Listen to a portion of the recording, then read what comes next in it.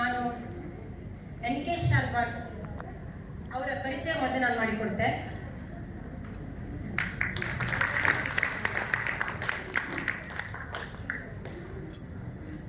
ಶ್ರೀ ನಾರಾಯಣ ಶಾಲ್ವಾಗರು 1943ರಲ್ಲಿ ಉತ್ತರ ಕನ್ನಡ ಜಿಲ್ಲೆಯ ಕುಮಟಾದ ವಾಲ್ಗಳ್ಳಿಯಲ್ಲಿ ಜನಿಸಿದರು. Diploma in civil engineering ಓದಿದ್ದು ಡಿಪಾರ್ಟ್ಮೆಂಟ್ ಆಫ್ ಟೆಕ್ನಿಕಲ್ ಎಜುಕೇಷನ್ನಲ್ಲಿ 10 ವರ್ಷ ಸಹ ಪ್ರಾಧ್ಯಾಪಕರಾಗಿ ಸೇವೆ ಸಲ್ಲಿಸಿದ್ದಾರೆ ಹಾಗೂ ಕರ್ನಾಟಕ ವಿದ್ಯುತ್ ನಿಗಮದ ಕಾರ್ಯಪಾಲಕ ಅಭಿಯಂತರರಾಗಿ ಸೇವೆ ಸಲ್ಲಿಸಿದ್ದಾರೆ. ನಿವೃತ್ತಿಯ ನಂತರ ಸಮಾಜ ಕಾರ್ಯದಲ್ಲಿ ತಮ್ಮನ್ನು ತೊಡಗಿಸಿಕೊಂಡು ಪುಸ್ತಕಗಳ ಸಂಗ್ರಹ ಮಾಡಿ ಹವ್ಯಕ ಗ್ರಂಥಾಲಯವನ್ನು ಕಟ್ಟಿ ಆ ಗ್ರಂಥಾಲಯಕ್ಕೆ ಒಂದು ಹೊಸ ರೂಪವನ್ನು ತಂದುಕೊಟ್ಟಂಥವರು. 2003ರಲ್ಲಿ ಹವ್ಯಕ ಅಧ್ಯಯನ ಕೇಂದ್ರದ ಸ್ಥಾಪಕ ಪ್ರಧಾನ ನಿರ್ದೇಶಕರಾಗಿ 10 ವರ್ಷಗಳ ಕಾಲ ಸೇವೆ ಸಲ್ಲಿಸಿ ಆ ಹುದ್ದೆಗೊಂದು ಮೌಲ್ಯವನ್ನು ತಂದುಕೊಟ್ಟಂಥವರು. ಹವ್ಯಕ ಇತಿಹಾಸ ದರ್ಶನ ಇದರ ಸಹ ಲೇಖಕರು ಹೌದು. ಮುಖ್ಯ ಲೇಖಕರು HN ತಿಮ್ಮಪ್ಪ ಕಳಸೆ ಸಾಗರ ಇವರು.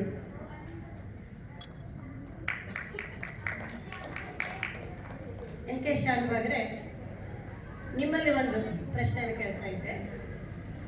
ಈಗ ಹವ್ಯಕರ ಜನಸಂಖ್ಯೆಯನ್ನು ಇಳಿಕೆ ಆಗ್ತಾ ಇದ್ದು ಅದ್ರ ಬಗ್ಗೆ ಅಂದರೆ ನಿಮ್ಮ ದೃಷ್ಟಿಕೋನ ಏನು, ಇದು ಎಂತಕ್ಕಾಗ್ತಾ ಇದ್ದು, ನಿಮ್ಮ ಅಭಿಪ್ರಾಯವನ್ನು ಹೇಳಿ.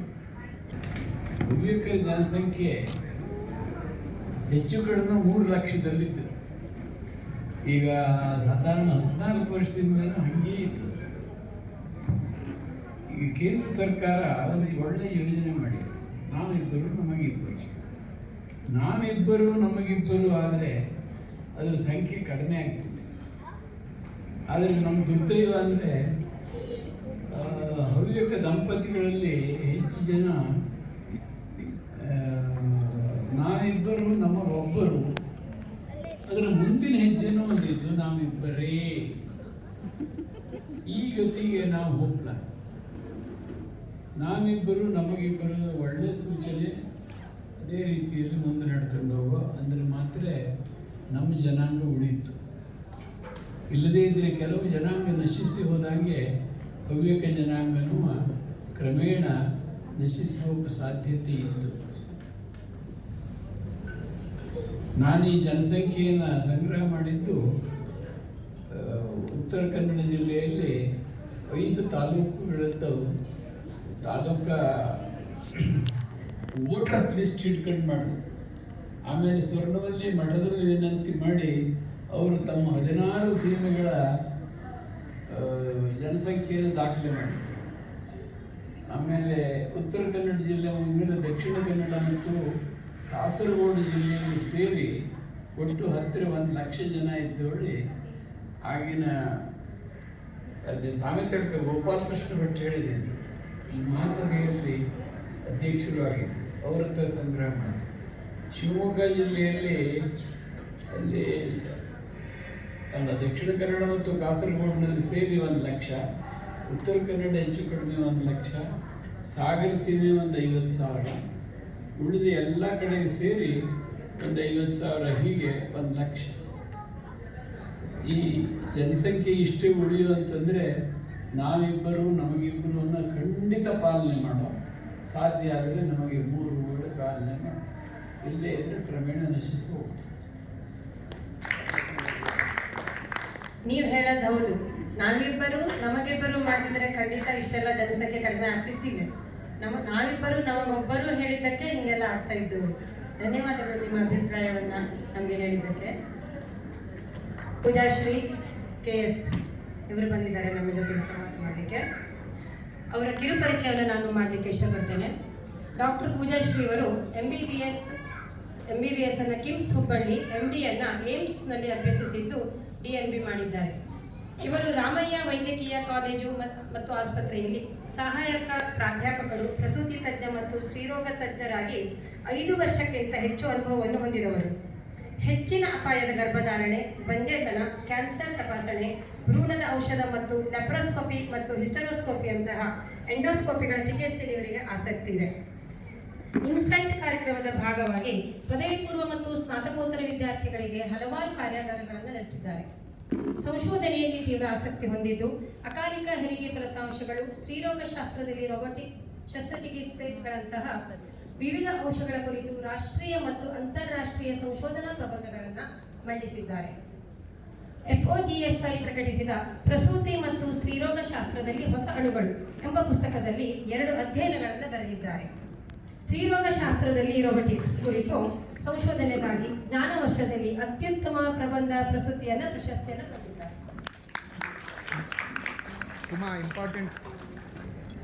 ಈಗ ಪೂಜಾಶ್ರೀ ಅವರಿಗೆ ನನ್ನ ಒಂದು ಪ್ರಶ್ನೆ.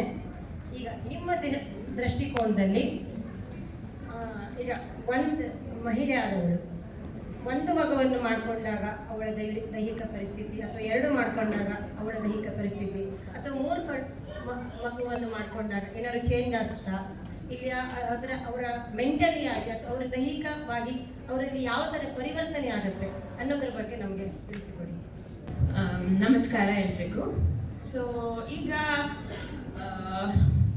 ಮಕ್ಕಳನ್ನ ಹೆರೋದು ಅಂತ ಅಂದರೆ ಮೊದಲಿನ ಥರ ಇಲ್ಲ. ಈಗ ಮೊದಲು ಈಗ ಮದುವೆ ಆಯಿತು ಅಂತ ಅಂದರೆ ನೆಕ್ಸ್ಟ್ ಓಕೆ ಈಗ ಮಕ್ಕಳು ಆಗುತ್ತೆ ಅನ್ನೋ ಎಕ್ಸ್ಪೆಕ್ಟೇಷನಲ್ಲೇ ಮುಂದೆ ಹೋಗ್ತಿದ್ದಿದ್ದು. ಈಗ ಏನಾಗಿದೆ, ನಮಗೆ ಈಗಲೇ ಬೇಡ, ನಮಗೆ ಆಗಬೇಕು, ಈಗ ಬೇಕು. ಮತ್ತೆ ನಮ್ಮೆಲ್ಲರ ಎಜುಕೇಶನ್ ಸ್ಟೇಟಸ್ ಕೂಡ ಜಾಸ್ತಿ ಆಗ್ತಾ ಬಂದಿದೆ. ಸೊ ನಮ್ಮ ಅಧ್ಯಯನ ಮುಗಿಯೋವರೆಗೂ ನಮ್ಗೆ ಈಗ ಸದ್ಯಕ್ಕೆ ಬೇಡ, ನಾವು ಸೆಟ್ಲ್ ಆಗೋವರೆಗೂ ಬೇಡ, ನಾವು ಮನೆ ತಗೊಳ್ಳೋವರೆಗೂ ಬೇಡ, ಆ ಥರ ಎಲ್ಲ ಶುರು ಆಗಿದೆ. ಸೊ ಏನಾಗುತ್ತೆ, ನಾವು ಒಂದು ಏಜ್ ಅನ್ನ ದಾಟಿದ್ರೆ ನಮ್ಮ ಫರ್ಟಿಲಿಟಿ ಲೆವೆಲ್ಸ್ ಅಂದರೆ ನಮಗೆ ಮಕ್ಕಳಾಗೋ ಸಾಧ್ಯತೆಗಳು ಕಮ್ಮಿ ಆಗ್ತಾ ಹೋಗುತ್ತೆ. ಒಂದು ಹೆಣ್ಮಗಳು ಹುಟ್ಟಿದಾಗ ಒಂದು 5 ಮಿಲಿಯನ್ ಎಗ್ಸ್ ಅಂತ ಹೇಳ್ತೀವಿ, ಅಂಡಾಶಯದಲ್ಲಿ 5 ಮಿಲಿಯನ್ ಎಗ್ಸ್ ಇರುತ್ತೆ. ಅದು ನಾವು ದೊಡ್ಡವರಾಗ್ತಾ ಆಗ್ತಾ ಈಗ ನಮ್ಮ ಮಂತ್ಲಿ ಸೈಕಲ್ಸ್ ಬರ್ತಾ ಬರ್ತಾ ಎವ್ರಿ ಮಂತ್ ಕ್ಷೀಣಿಸುತ್ತಾ ಹೋಗುತ್ತೆ. ಒಂದು 35-40 ಮೇಲೆ ಆಲ್ಮೋಸ್ಟ್ ಇಲ್ಲ ಅನ್ನೋ ಸ್ಟೇಜ್ಗೆ ಹೋಗುತ್ತೆ.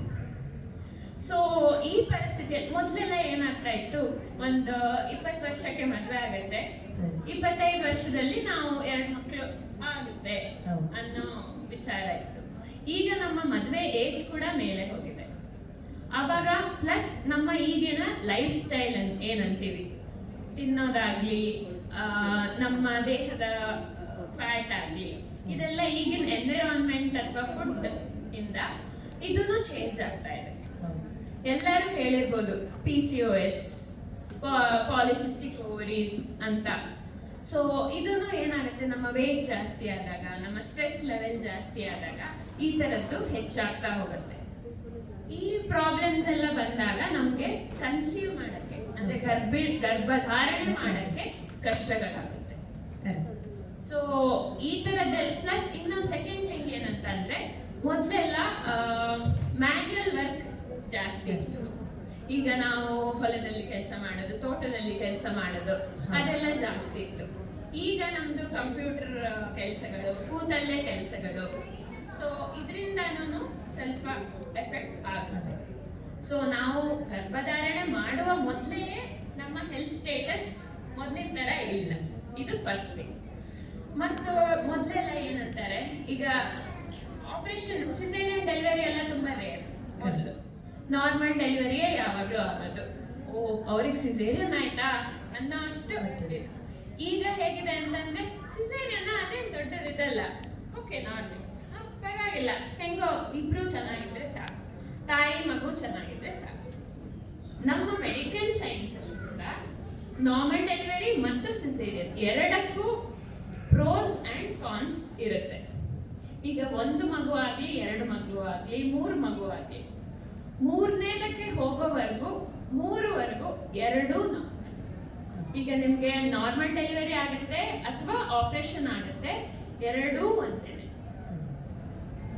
ಎರಡರಲ್ಲೂ ರಿಸ್ಕ್ ಇರ್ಬೋದು, ಎರಡರಲ್ಲೂ ಬೆನಿಫಿಷಿಯರಿ ಆಸ್ಪೆಕ್ಟ್ಸು ಇರಬಹುದು. ಈಗ ಏನಾಗಿದೆ ಅಂತಂದ್ರೆ, ಮೊದಲು ನೀವು ಒರೆಸುವಾಗ ಕೂತು ಒರೆಸ್ತಾ ಇದ್ರಿ, ಅವಾಗ ನಮ್ಮ ಏನಂತೀವಿ ಪೆಲ್ವಿಕ್ ಮಸಿಲ್ಸ್, ಕೆಳಭಾಗದ ಮಸಿಲ್ಸ್ ಏನಿದೆ ಅದಕ್ಕೆ ಒಳ್ಳೆ ಎಕ್ಸರ್ಸೈಸ್ ಇತ್ತು, ಅದಕ್ಕೆ ಒಳ್ಳೆ ಸ್ಟ್ರೆಂತ್ ಇತ್ತು. ಸೊ ನಿಮಗೆ ನಾರ್ಮಲ್ ಡೆಲಿವರಿಯಲ್ಲಿ ಒಂದು 3 kg ಮಗುನ ಪುಷ್ ಮಾಡಬೇಕು, ಅಷ್ಟು ಸ್ಟ್ರೆಂತ್ ಇತ್ತು.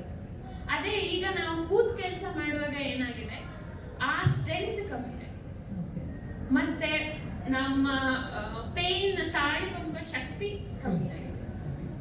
ಸೊ ಇದರಿಂದ ಹೆಚ್ಚಿನ ಈಗ ನಾನು ಪ್ರಾಕ್ಟೀಸ್ ಮಾಡುವಾಗಲೇ ಹೇಗೆ ನೋಡಿದ್ದೇವೆ ಅಂತಂದ್ರೆ, ನಮಗೆ ಪೇನ್ ತಡ್ಕೊಳಕ್ಕಾಗಲ್ಲ ಡಾಕ್ಟರ್, ಪ್ಲೀಸ್ ನನಗೆ ಸಿಸೇರಿಯನ್ ಮಾಡಿಬಿಡಿ, ಇಲ್ಲಮ್ಮ ಮುಂದಿನದ್ರಲ್ಲಿ ರಿಸ್ಕ್ ಜಾಸ್ತಿ ಆಗುತ್ತೆ ಅಂತ ಹೇಳಿದ್ರೆ ಪರವಾಗಿಲ್ಲ ನಾವು ಮಾಡೋದೇ ಒಂದು ಅಂತ ಹೇಳುವ ಪರಿಸ್ಥಿತಿ. ಸೊ ಆಯ್ತು, 1 ಆಗ್ಲಿ 2 ಆಗ್ಲಿ 3 ಆಗ್ಲಿ ಅದು ಓಕೆ. ನಿಮ್ಮ ಹೆಲ್ತ್ ಸ್ಟೇಟಸ್ ಹೇಗಿದೆ ಮೊದಲೇ, ಗರ್ಭಧಾರಣೆ ಮಾಡುವ ಮೊದಲೇ ಹೇಗಿದೆ. ಈಗ ನಮ್ಮ ಏಜ್ ಜಾಸ್ತಿ ಹೋದಾಗೆ, ಈಗ 30-35 ಮೇಲೆ ಹೋದಾಗೆ BP ಬರೋ ರಿಸ್ಕ್ ಜಾಸ್ತಿ ಆಗುತ್ತೆ.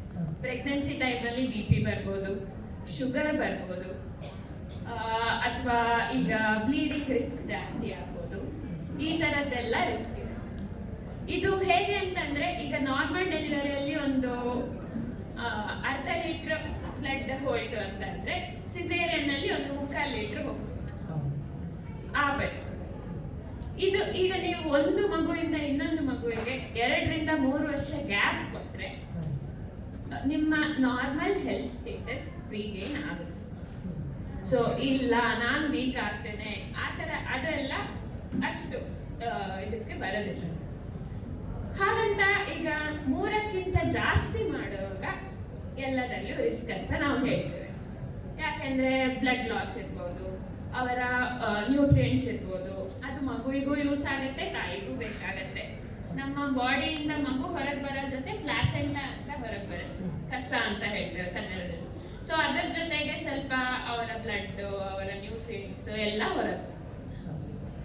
ಸೊ ಇಂಥದ್ದಾಗಿ ಅವರಿಗೆ ರಿಕವರ್ ಆಗಕ್ಕೆ 1 ರಿಂದ 2 ವರ್ಷ ಬೇಕು.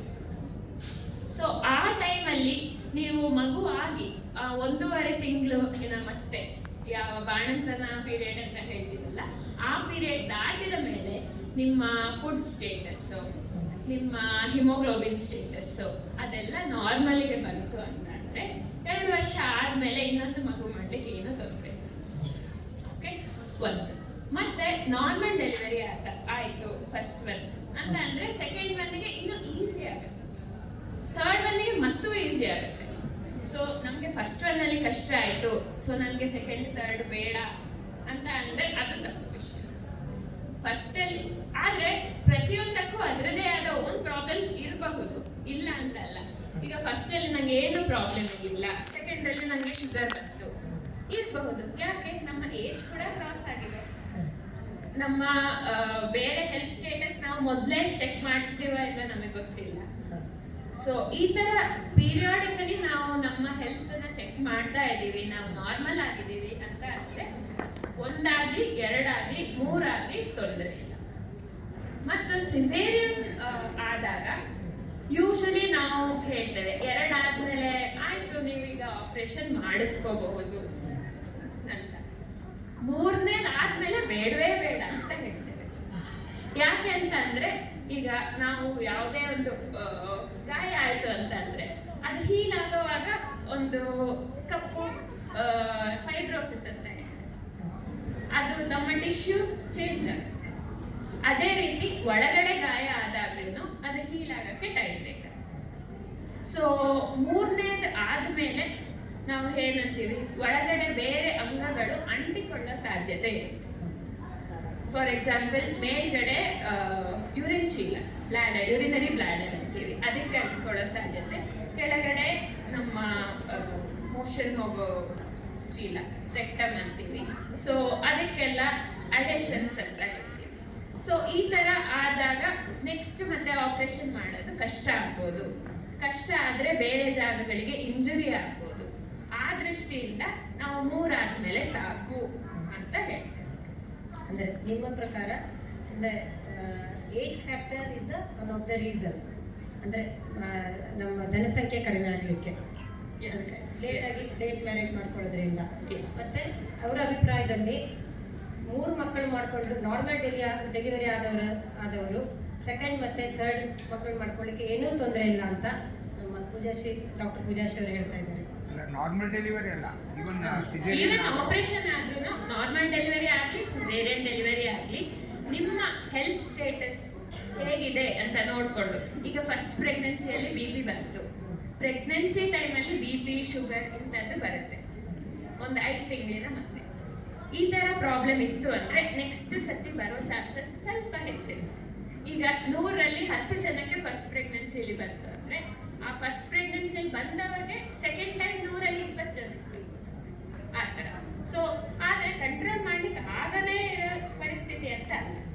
ಬಟ್ ಈಗ ಫಾರ್ ಎಕ್ಸಾಂಪಲ್ ಕೆಲವರಿಗೆ ಬೇಗ ಮಗು ಆಗುತ್ತೆ, ಒಂದು 7 ತಿಂಗಳಲ್ಲೇ ಡೆಲಿವರಿ ಆಯಿತು, ನನಗೆ ಮಗುನ 2 ತಿಂಗಳು ICU ಅಲ್ಲಿ ಇಟ್ವಿ, ಆ ಥರ ಎಲ್ಲ ಆದಾಗ ನೆಕ್ಸ್ಟ್ ನಾವು ಹೇಳ್ತೇವೆ ನೆಕ್ಸ್ಟ್ ಸಿಸೇರಿಯನ್ ಮಾಡೋಕೆ ಈಗ 2 ವರ್ಷ ಬೇಡವೇ ಬೇಡ.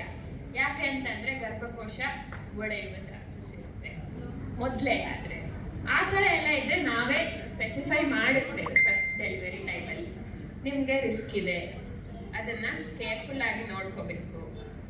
ಅಥವಾ ನೆಕ್ಸ್ಟ್ ಟೈಮ್ ಇದು ಮಕ್ಕಳನ್ನ ಯೋಚನೆ ಮಾಡುವ ಮುಂಚೆ ಒಂದ್ಸತಿ ಕನ್ಸಲ್ಟ್ ಮಾಡಿ ಮತ್ತೆ ಮುಂದೆ ಹೋಗಿ. ಸೊ ಎಲ್ಲ ಓಕೆ ಅಂತಂದ್ರೆ ನಾರ್ಮಲ್ ಆಗಲಿ ಸಿಸೇರಿಯನ್ ಆಗಲಿ ಏನು ತೊಂದರೆ ಇಲ್ಲ, 3 ಮಕ್ಕಳು ಮಾಡೋದಕ್ಕೆ ಏನು ತೊಂದರೆ. ಡಾಕ್ಟರ್ ಅಭಿಪ್ರಾಯ ಕೇಳಿದಿರಿ. ಪಾಲಕರು 3 ಮಕ್ಕಳು ಮಾಡ್ಕೊಂಡ್ರು ತೊಂದರೆ ಇಲ್ಲ, ಅದು ನಾರ್ಮಲ್ ಆಗಲಿ ಸಿಸೇರಿಯನ್ ಆಗಲಿ ಅಂತ ಇವರು ಅಭಯಹಸ್ತವನ್ನು ಕೊಡ್ತಾ ಇದ್ದಾರೆ. ದಯವಿಟ್ಟು ಇದ್ರ ಬಗ್ಗೆ ಯೋಚಿಸ್ಬೋದು ಅಂತ ಅನ್ಕೊಂತೀವಿ. ತುಂಬ ಧನ್ಯವಾದಗಳು ಡಾಕ್ಟರ್ ಪೂಜಾಶ್ರೀ ಅವರಿಗೆ. ಅಪ್ಪಾಯಿಗೆ ನಂಗೆ 3 ಜನ ಮಕ್ಕಳು. ಈಗ ಒಂದು ತಮ್ಮನದು US ಅಲ್ಲಿದ್ದ, ಅಣ್ಣ ಇಲ್ಲೇ ಇದ್ದ. ಈಗ ಅಪ್ಪಂಗೆ ಅಮ್ಮಂಗೆ ಏನಾದ್ರು ಹುಷಾರಿಲ್ಲದೆ ಇದ್ದಾಗ ಅವಿಗೆ ಬೆಂಗಳೂರಿಗೆ ಬಂದಾಗ ನಂಗೆ ಇಬ್ಬರೂ ಸೇರಿಕೊಂಡು ಅಂದರೆ ಅಪ್ಪಯ್ಯನ ಹಾಸ್ಪಿಟ್ಲಿಗೆ ಕರ್ಕೊಂಡು ಹೋಗೋದಿರಲಿ ಎಲ್ಲ ವಿಷಯದಲ್ಲೂ ನಂಗೆ ಒಬ್ಬಕ್ಕೆ ಹೆಲ್ಪ್ ಮಾಡ್ತಾವೆ. ಅಂದರೆ ನನಗೇನು ಅಂದರೆ ನಾನು ಒಬ್ಬಳೇ ಇಲ್ಲೇ, ನನ್ನ ಜೊತೆ ನನ್ನ ಅಣ್ಣ ಇದ್ದ. ಅದು ಫೈನಾನ್ಷಿಯಲಿ ಅಂತೂ ಇಬ್ಬರು ಅವನು ತಮ್ಮನೂ ಬತ್ತ, ಅಣ್ಣನೂ ಇದ್ದಾಳೆ. ಹೀಗೆ ಆ ಥರ ಒಂದು ನಮಗೆ ಒಂದು ಸ್ಯಾಟಿಸ್ಫ್ಯಾಕ್ಷನ್ ಇತ್ತು ನಂಗೆ ಈ 3 ಜನ ಮಕ್ಕಳು ಆದಾಗ. ಈಗ ನನ್ನ ಗಂಡನ ಮನೆಯಲ್ಲೂ ಹಾಗೆ ಇಲ್ಲ, ನಂಗೆ ಒಬ್ಬ 4 ಜನ ಮಕ್ಕಳು. ನನ್ನ ಅತ್ತೆಗೆಲ್ಲ ಹುಷಾರಿಲ್ಲ ಇದ್ದಾಗ ನನ್ನ ಪಾಡಿ ಮೇಲೆ ಒಬ್ಬರೊಬ್ಬರು ಇಲ್ಲ ನೋಡ್ಕೊಳ್ಳೋದು. ತಿಂಗಳಗಟ್ಟಲೆ ನನ್ನ ಅತ್ತೆ ಹಾಸ್ಪಿಟಲ್ ಇದ್ದಾಗ ಹಂಗೆ ಮಾಡಿದ್ದು. ಅಂದರೆ ಆ ಥರದ್ದು ನನಗೂ ಹೆಚ್ಚಿಗೆ ಇದ್ದಾಗ ಈ ಥರ ಪ್ರಾಬ್ಲಮ್ಸ್ಗಳು ಕಮ್ಮಿ ಅಂದರೆ ಮ್ಯಾನ್ಸ್ ಒಂದು ಸಪೋರ್ಟ್ ಇರ್ತು ನಮಗೆ ಹೇಳೋದನ್ನು ನಾನು ಹೇಳ್ತೆ. ಮತ್ತು ಇನ್ನೊಂದು ಅಂದರೆ ಈಗ ನಂಗೆ 3 ಜನ ಆದರೆ ನನಗೆ ಒಂದೇ ಮಗಳು. ನನಗೆ ಈಗ ಅದ್ರದ್ದು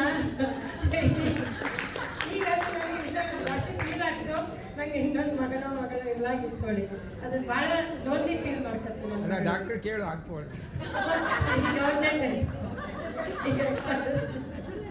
ಮತ್ತೆ ಈಗ ಅದಕ್ಕೆ ಅವಾಗ ಎಂತ ಆಗ್ತದೆ, ಅದ್ರ ಮಕ್ಕಳಿಗೆ ಎಂತ ಆಗಿರ್ತು ಅಂದ್ರೆ ಚಿಕ್ಕಪ್ಪ ಚಿಕ್ಕಮ್ಮ ಅಂದ್ರೆ ದೊಡ್ಡಪ್ಪ ದೊಡ್ಡಮ್ಮ ಅತ್ತೆ ಮಾಮ ಈ ಬಾಂಧವ್ಯದ ನಾವೇನು ಪ್ರೀತಿಯಿಂದ ಕರೆಯುತ್ತಲ್ಲಿ ಅದ್ರ ಬಗ್ಗೆ ನನ್ನ ಮೊಮ್ಮಕ್ಕ ಅದು ಗೊತ್ತೇ ಆಗ್ತಿಲ್ಲ.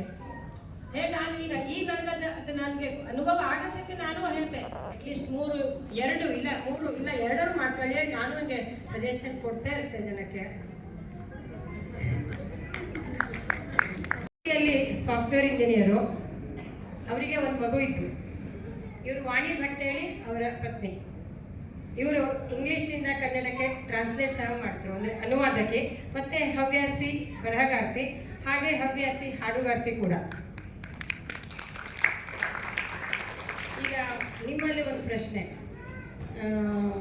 ಮಂಜುನಾಥ್ ಹೆಗಡೆ ಅವರೇ, ಈಗ ನಿಮ್ಗೆ 1 ಮಗು ಇದ್ದು ಈಗ ಏನಾದ್ರು ಪ್ಲಾನ್ಸ್ ಇದ್ದ ನಿಮಗೆ 2 ಮತ್ತು 3 ಏನಾದ್ರು? ಮತ್ತೆ ಈಗ 2 ಅಥವಾ 3 ಮಾಡ್ಕೊಂಡಾಗ ನಿಮಗೆ ಏನು ಚಾಲೆಂಜಸ್ ಬರಬೇಕು ಫೈನಾನ್ಷಿಯಲಿ ಹಿಂಗೆ, ಅಥವಾ ಏನಾದ್ರು ಹಿಂಗೆ ಇಲ್ಲಿವರೆಗೆ ಏನಾದ್ರು ಅದಕ್ಕೆಲ್ಲ ಏನು ಇದು ಮಾಡಿದ್ರಿ ಅಂತ ನಿಮ್ಮ ಬಗ್ಗೆ ಹೇಳ್ತಾ? ನಮಸ್ಕಾರ. ಫ್ಯೂಚರ್ ಪ್ಲ್ಯಾನಿಂಗ್ ನಾನು ಮನೇಲಿ ಕರ್ಕೊಂಡು ಹೇಳೋದು ಮನೆಯವ್ರ ಪರ್ಮಿಷನ್ ತಗೊಳ್ತೀನಿ. ವೈಯಕ್ತಿಕವಾಗಿ ಫೈನಾನ್ಷಿಯಲಿ ಅಂದರೆ ನನಗಂಥ ಸಮಸ್ಯೆ ಇರೋದಕ್ಕೇನಿಲ್ಲ. ಬಟ್ ಕೆಲವರಿಗೆ ಇರಬೇಕು, ಯಾಕೆಂದರೆ ಈಗ ನಮ್ಮ ಜನ್ರೇಷನಲ್ಲಿ ನಾವು ಈಗ ಎಜುಕೇಷನಿಗೆ ಎಷ್ಟು ಖರ್ಚು ಮಾಡಿದ್ದೆ, ಈಗ ಉದಾಹರಣೆ ಡಿಗ್ರಿಲಿ ಖರ್ಚು ಮಾಡಿದಷ್ಟು ಈ KGCಗೆ ಆಗ್ತಾಯಿತ್ತು ಈ ಬೆಂಗಳೂರಿನಂತ ಅಥವಾ ಎನಿ ಮೇಜರ್ ಸಿಟೀಸಲ್ಲಿ. ಒಂದು ಗ್ರಾಮೀಣ ಭಾಗದಲ್ಲೂ ಅಷ್ಟೇ ಆಯಿತು, ಸರ್ಕಾರಿ ಶಾಲೆಗಳು ಅಥವಾ ಅನುದಾನಿತ ಶಾಲೆಗಳು ಹೊರತುಪಡಿಸಿ ಮತ್ತೆಲ್ಲ ಅಲ್ಲೂ ಕೂಡ ಜಾಸ್ತಿನೇ ಆಯಿತು. ಕೆಲವರಿಗೆ ಆ ಥರ ಸಮಸ್ಯೆಗಳು ಆಗಿಲ್ಲ, ಆ ಕಾರಣದಿಂದ ಅವರು ಸ್ವಲ್ಪ ಹೆಸಿಟೇಟ್ ಮಾಡುವಂಥ ಪರಿಸ್ಥಿತಿ ಇರಲಿಲ್ಲ. ಇದು ಫೈನಾನ್ಷಿಯಲ್ ಆಸ್ಪೆಕ್ಟ್.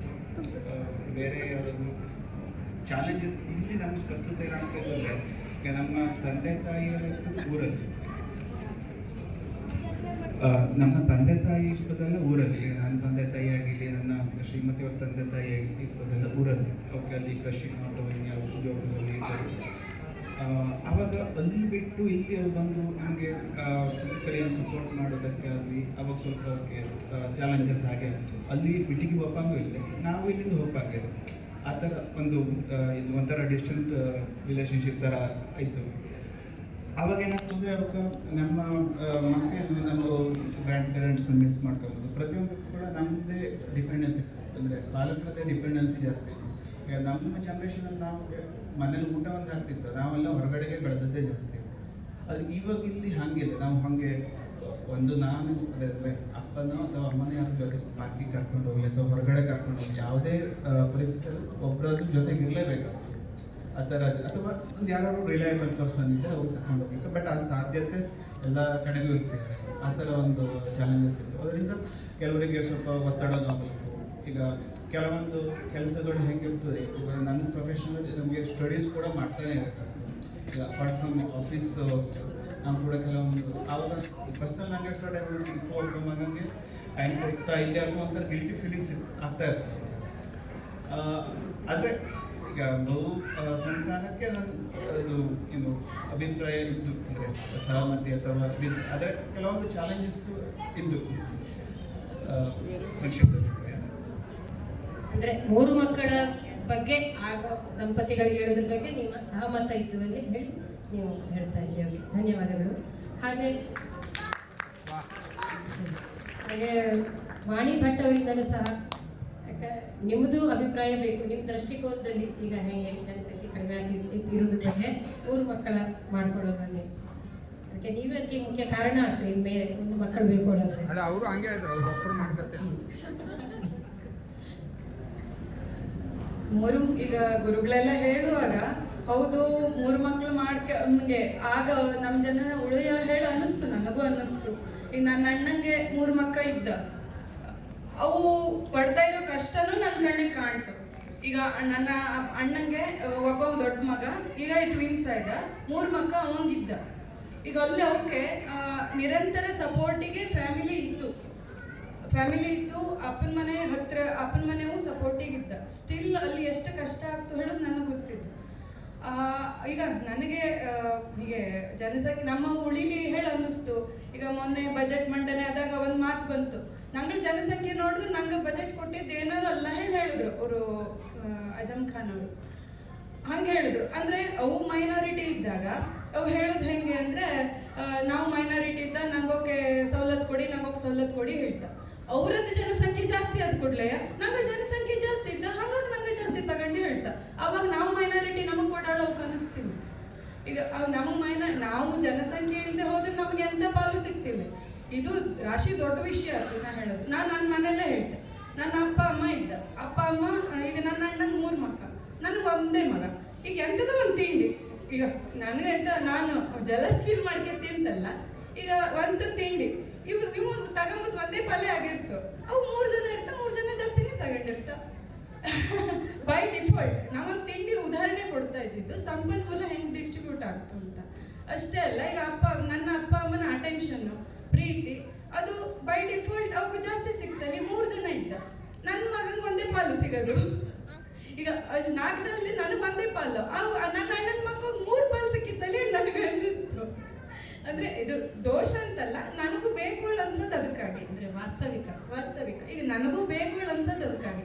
ನನ್ನ ಮಗನಿಗೂ ಅಷ್ಟೇ. ಈಗ ಆ ಭಾವ 3 ಜನ ಇದ್ದ ಅವ್ರ ಪಾರ್ಟಿಗೆ, ನನ್ನ ಟೀಮಲ್ಲಿ ಯಾರು ಇಲ್ಲ ಅವ್ನ ಫೀಲಿಂಗ್ ಆಗ್ತವೆ, ಆಟ ಆಡ್ತಾವ. ನಾವು ಒಬ್ಬನೇ ಅಮ್ಮ, ನನಗೂ ಬೇಕು ಯಾರು ಹೇಳ ಅವ್ನು ಹೇಳ್ತಾ. ಈಗ ನಾವು 3ಕ್ಕೆ ರೆಡಿ ಇದ್ನ ಪ್ರಶ್ನೆ ಬೇರೆ, ಸೆಕೆಂಡಿಗೆ ಡಿಸ್ಕಷನ್ಗೆ ಬಂದದ್ದೇ ಈಗ ನಾನು ಪ್ರಾಮಾಣಿಕವಾಗಿ. ನಾನು 2ನೇದ್ರ ಬಗ್ಗೆ ಯೋಚನೆನೇ ಮಾಡ್ದವಲ್ಲ. ನಾ ಹೇಳ್ತೆ ನನ್ನ ಸಮಸ್ಯೆ ಎಂಥದ್ದು, ನನಗೂ ಉದ್ಯೋಗ ಮಾಡೋ ಹೇಳಿತ್ತು, ಮಗುನ ಸಲುವಾಗಿ ಬಿಟ್ಟದ್ದು. ಈಗ ಸರಿ ನೀ ಡೇ ಕೇರಿಗೆ ಹಾಕಮ್ಮ ಹೇಳ್ತಾ, ಡೇ ಕೇರಿಗೆ ಹಾಕೋದು ಈಗ ಯಾರ ಹತ್ರನೋ ಬಿಡೋದು ನಂಗೆ ಮನಸ್ಸಿಲ್ಲ. ನಾ ಎಂತಕ್ಕೆ ಬಿಡೋವು? ಸರಿ ನೀವು ಮನೆಗೆ ಬಂದರೆ ಸಪೋರ್ಟ್ ಸಿಕ್ತು ಹೇಳ್ತಾ. ನಾನು ಸಪೋರ್ಟ್ ಸಿಗೋ ಸಲುವಾಗಿ ಮನೆಗೆ ಹೋಗೋ ಹೇಳಾದ್ರೆ ನನ್ನ ಮಗು ಬೇಡ ಅನ್ನಿಸ್ತು.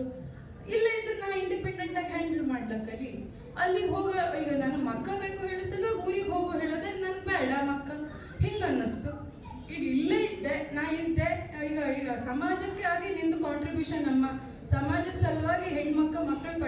ಆದ್ರೆ ಸಮಾಜನೂ ಏನಾದ್ರೂ ಒಂದು ಸಹಾಯ ಕೊಡವು ಹೇಳೋದು ನಂದು ಒಂದು ಒಪಿನಿಯನ್. ಸಮಾಜ ಸಹಾಯ ಕೊಡೋ ಅಂದ್ರೆ ಈಗ ನಾನು ಅದು ಒಂದು ಉದಾಹರಣೆ ಕೊಡ್ತೆ. ಈಗ ನಾನು ನೋಡಿ ಇಲ್ಲಿ ಮಾತಾಡೋದು ಬನ್ನಿ ಹೇಳಿ ನನ್ನ ಅಮ್ಮಗಾಗ್ಲಿ ನನ್ನ ಅತ್ತೆಗಾಗ್ಲಿ ಹೇಳಿದ್ರೆ ಅವಕ್ಕೆ ಇಲ್ಲಿ ಬಬ್ಬಲ್ ಆಯ್ದಿಲ್ಲ, ಅವಕ್ಕೆ ಅವರದ್ದೇ ಆದ ತೊಂದರೆ ಇತ್ತು. ಈಗ ಅದಕ್ಕೆ ಸಲುವಾಗೂ ಬರದೆ ಹೋದಾಗ ಈಗ ನಾನು ಸೆಕೆಂಡ್ ಪ್ರೆಗ್ನೆನ್ಸಿ ಆಯ್ತು ಅಂತಾದ್ರೆ ನನ್ನ ಮಗಂಗೆ ಈಗ ನನ್ನ ಮನೆಯವರಿಗೆ ರಜೆ ಇದ್ದಿದ್ದನ್ನು ನಾ ಕಾಯವು, ಇಲ್ಲ ಊರಿಂದ ಯಾರಾದರೂ ಹೆಲ್ಪಿಗೆ ಬರೋವು, ಹಂಗಂತ ಪರಿಸ್ಥಿತಿ ಇಪ್ಪಲಾಗ ಜಸ್ಟ್ ಒಂದಿನ ನನಗೆ ಹಾಸ್ಪಿಟ್ಲಿಗೆ ಹೋಗೋವು, ಅವತ್ತು ಒಂದಿನ ನಿನ್ನ ಮಗನ ಇಟ್ಕತ್ತೆ ನೀವು ಹೋಗ್ಬಾರಮ್ಮ ಹೇಳುವಂಥವು ನನಗೆ ಬೇಕು. ತೊಂದರೆ ಇಲ್ಲ ನೀವು ಹೋಗ್ಬಾರ ಆಸ್ಪತ್ರೆಗೆ ಹೇಳಿ ಹೋಗ್ಬೇಕು. ಈಗ ಇಷ್ಟು ಜನ ಈಗ ಹವ್ಯಕರಿದ್ದ ಸರಿ ನಾನು ನಂಗೆ ಎಂಥದ್ದು ಈಗ ನಾನು ಗೃಹಿಣಿನೇ ಆಗಿತ್ತು, ನನ್ನ ಮನೆ ಕೆಲಸ ನನ್ನ ಹವ್ಯಾಸ ಏನೇ ನಾವು ಮಾಡ್ಕೊಳ್ಳೋದಿದ್ರು ಅವನು ಆಟದ ಟೈಮಿಗೆ ಟೈಮ್ ಇಟ್ಕೊಂಡೆ ನಾವು ಮಾಡಿ ಮುಗಿಸಿ ಹೇಳೋದು. ಅವನನ್ನ ಆಟಕ್ಕೆ ಕರ್ಕೊಂಡು ಹೋಗೋದು ನಂದೇ ಜವಾಬ್ದಾರಿ.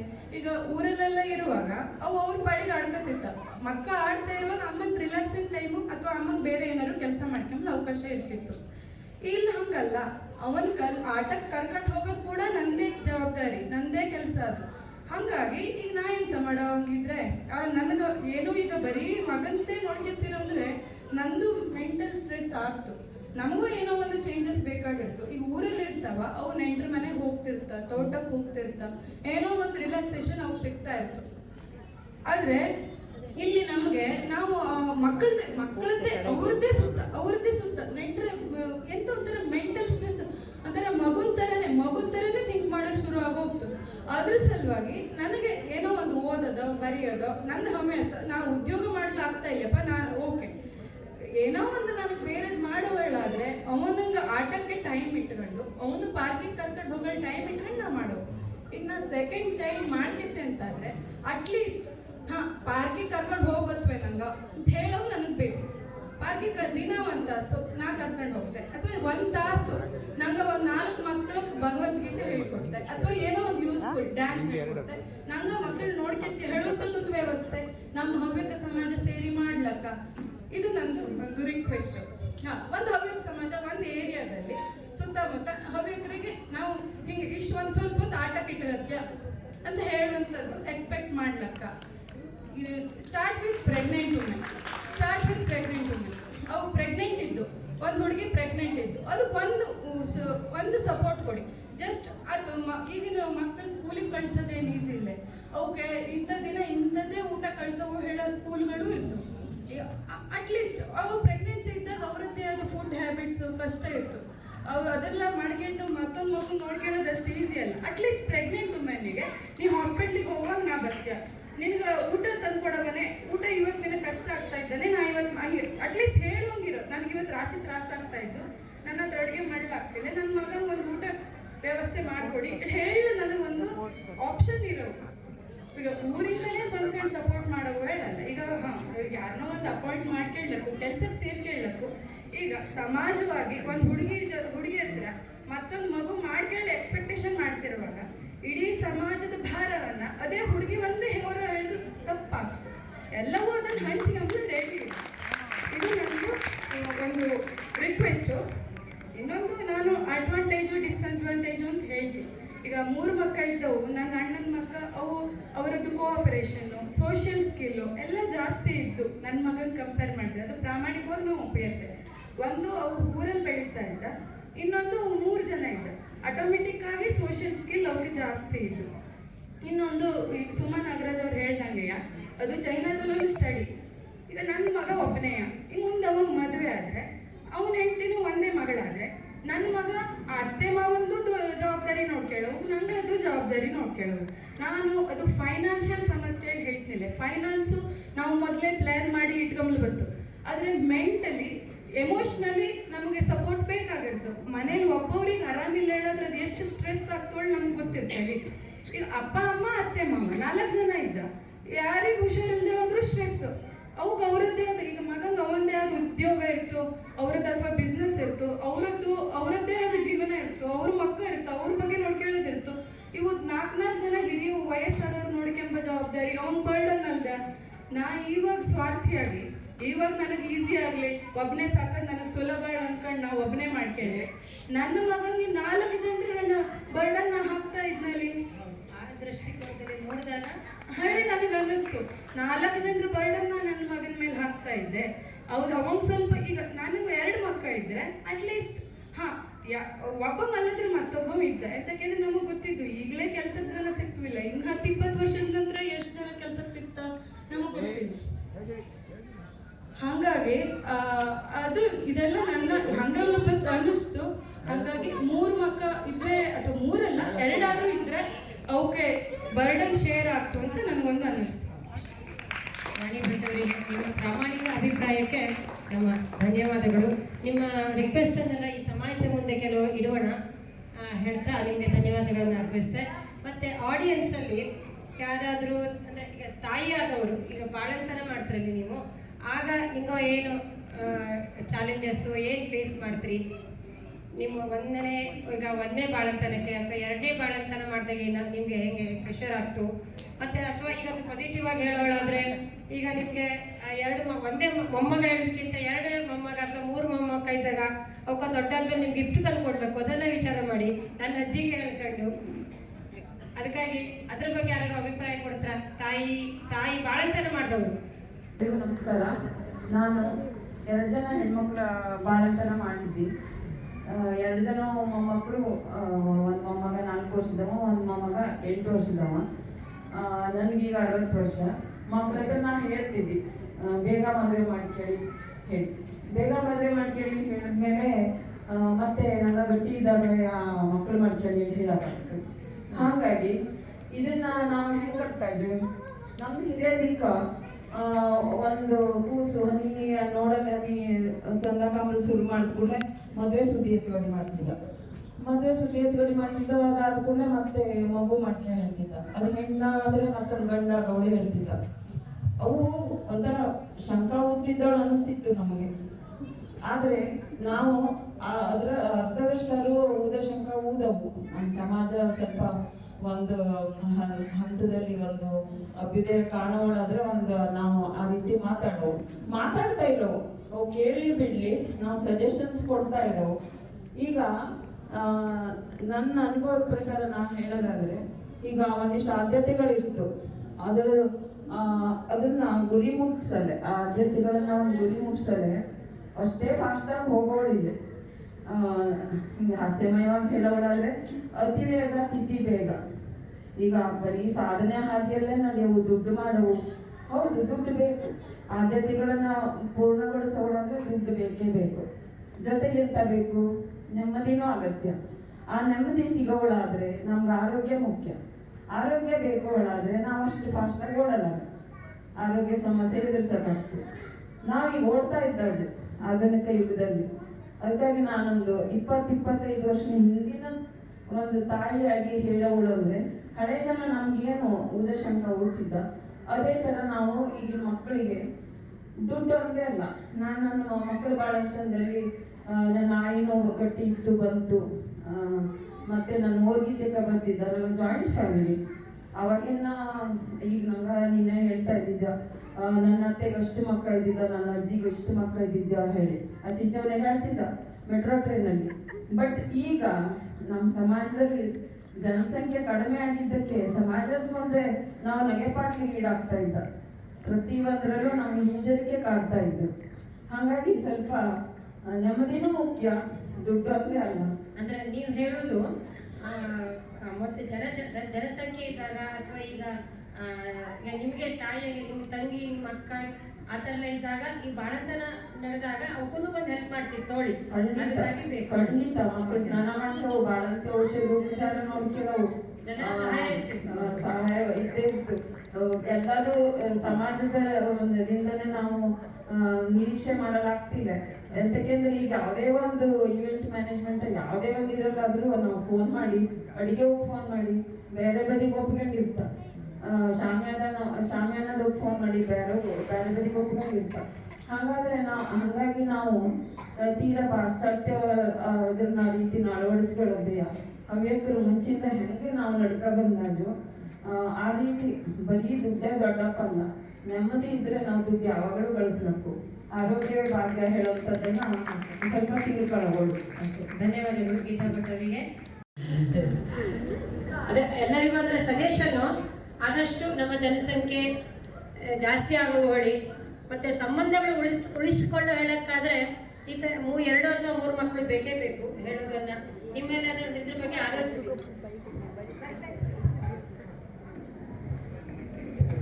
ಇದು ಸರಿ. ಆಗ್ತೋ ಇಲ್ಲೋ ಇಟ್ ವಾಸ್ ನಾಟ್ ಅಂದ್ರೆ ಕ್ಲಿಯರ್ ಆಗಿಲ್ಲ. ನಿಂಗೋಕೆ 3 ಮಾಡ್ಕೊಂಡಪ್ಪ ನಿಮ್ಮದೇ ಹೆಣ್ಮಕ್ಳು, ಅದರಿಂದ ನಿಮ್ಗೆ ತೊಂದರೆ ಆಗ್ತೋ ಇಲ್ಲೋ, ಅಥವಾ ಅತ್ತೆ ಅಕ್ಕೋಗೆ ಈಗ ಮನೆಗೆ ಈಗ ಮನೇಲಿ ಮೊಮ್ಮಕ್ಕಳು ಇರ್ತಾವ, ಅವು ಇಬ್ರು ಕೆಲ್ಸಕ್ಕೆ ಹೋಗ್ತಾವ, ಹಂಗಿದ್ದವ್ರು ರಾಶಿ ಅತ್ತೆ ಅಕ್ಕೋ ಇದ್ದವು. ಆವಾಗ ಅವು 3 ಜನರು ನಿಮ್ಮ ಮೇಲೆ ಬಿಟ್ಟಿಕ್ಕಿ ಅವು ಕೆಲ್ಸಕ್ಕೆ ಹೋದ್ರೆ ನಿಮ್ಗೆ ಯಾರಿಗಾದ್ರು ತೊಂದರೆ ಆಗ್ತಾವ ಅಂತ ಅತ್ಯಕ್ಕೋ ಯಾರು ಇದ್ವೋ? ಇಲ್ಲಿ ಯಾರು ಇದ್ದಂಗಿಲ್ಲ, ಆರಾಮಾಗಿ ಎಲ್ಲರೂ ಅತ್ಯಕ್ಕೋ ಎಂಜಾಯ್ ಮಾಡ್ತಾ ಇದ್ದಂಗೆ ಕಾಣ್ತಾ ಇದ್ರು. No commitments. ಓಕೆ, ಅಂದ್ರೆ ನಿಂಗೋಕೆ ಆಲೋಚನೆ ಮಾಡೋದು ಬಿಡ್ತಾವ. ದಂಪತಿಗಳಿಗೆ 3 ಮಕ್ಕಳಿದ್ರೆ ಹೆಂಗೆ ಹೇಳಿ. ಅದಕ್ಕಾಗಿ ಈ ಕಾರ್ಯಕ್ರಮವನ್ನು ಇಷ್ಟಕ್ಕೆ ಎಲ್ಲರಿಗೂ ಅನಿಕಾ ಶಾನ್ಭಾಗರು, ಡಾಕ್ಟರ್ ಪೂಜಾ ಶ್ರೀ ಹಾಗೂ ಮಂಜುನಾಥ್ ಹೆಗಡೆಯವರು ಹಾಗೂ ವಾಣಿ ಭಟ್ ಅವರಿಗೆ ಮತ್ತು ಈ ಹವ್ಯಕ ಮಹಿಳಾ ವೇದಿಕೆಗೆ ಧನ್ಯವಾದಗಳು. ಈ ಕಾರ್ಯಕ್ರಮ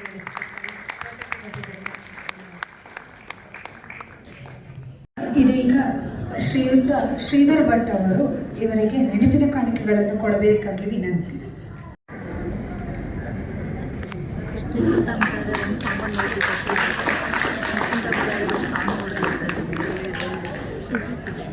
ಡಾಕ್ಟರ್ ಪೂಜಾ ಶ್ರೀ ಅವರು ತುಂಬಾ ಧನ್ಯವಾದಗಳು.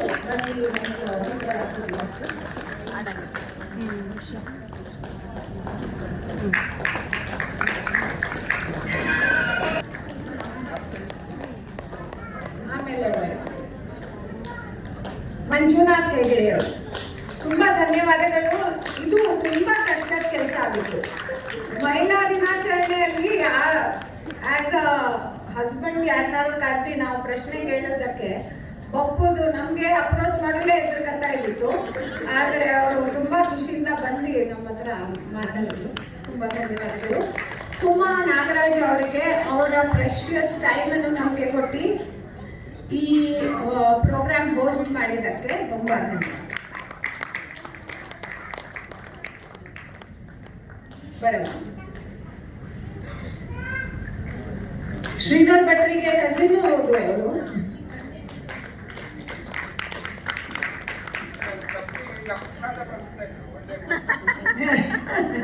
ಈಗ ಇದು ರೇಗಿಸೋದು.